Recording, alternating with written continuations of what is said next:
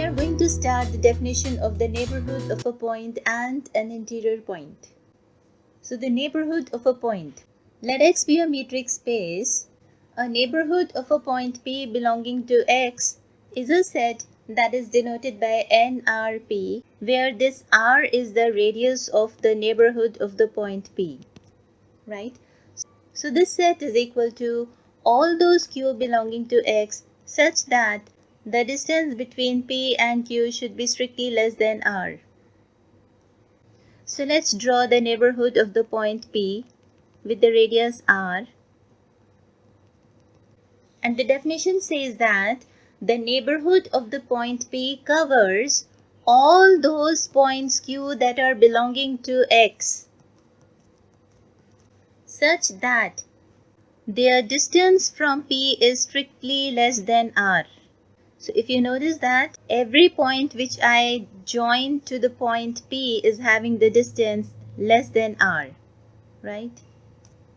So all these purple colored point, that is Q, their distance from P is strictly less than R.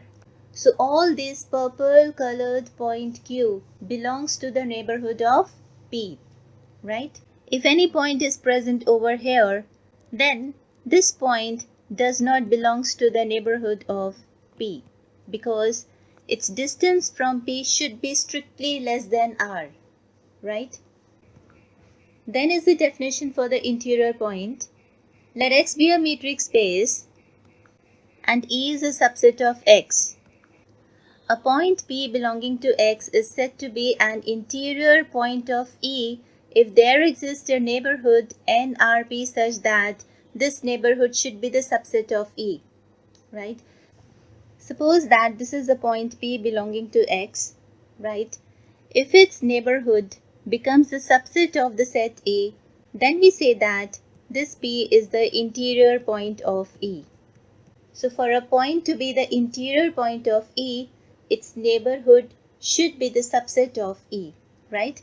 And the neighborhood of P is denoted by the neighborhood of P with radius R, right? So it is a subset of E. Suppose I'm having the point over here, and suppose I'm having the point Q over here, right?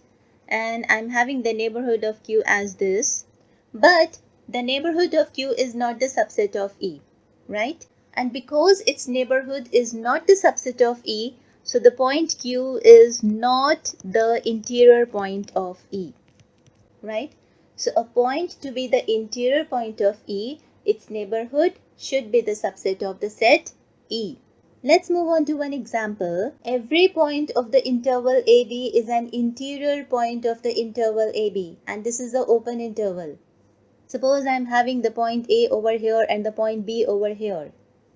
So this is your open interval, and they are saying every point of the interval AB, let's take this point, is an interior point of AB.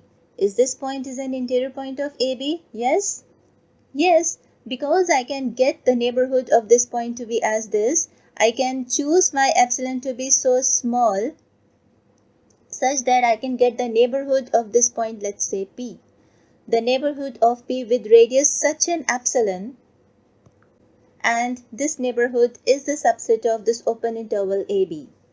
So this point P becomes the interior point of this interval AB, right? Please remember this point A and B, these points does not belongs to the open interval AB. So all the points which are strictly greater than A and all the points which are strictly less than P are the interior points of the open interval AB. Because for every point belonging to the open interval AB, we can get the neighborhood of those points which becomes the subset of the open interval AB. We can choose such a epsilon positive for the neighborhood of all those points, right? So let's write this in words. Let's take one point P that belongs to the open interval AB to show that this point is an interior point of the open interval AB. And for a point to be an interior point, the point must have its neighborhood. So Then, for some suitable epsilon positive, we can generate the neighborhood of P with this epsilon radius, and that neighborhood is an open interval P minus epsilon, P plus epsilon. And this open interval is a subset of the open interval AB. So the condition for a point to be an interior point is satisfied, that its neighborhood is the subset of the given open interval. Yes? So therefore, P is an interior point of the open interval AB. But P was arbitrary. Arbitrary means the result is true for any point belonging to the open interval AB. So, but P was arbitrary. We can take any P point belonging to the given interval. So, therefore, every point of the open interval AB is an interior point of open interval AB. Alright, thank you.